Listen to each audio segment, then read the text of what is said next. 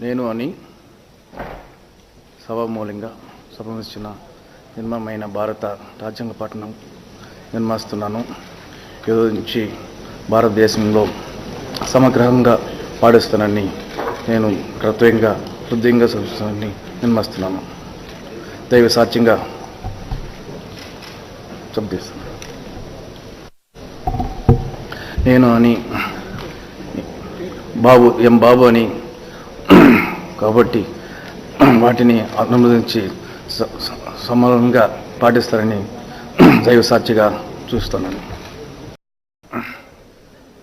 నేను అని సభామూలంగా సంబంధించిన నిర్మమైన భారత రాజ్యాంగ పఠనం నిర్మిస్తున్నాను.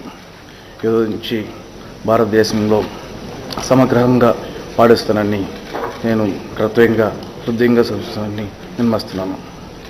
దైవ సాక్ష్యంగా చెప్తాను. నేను అని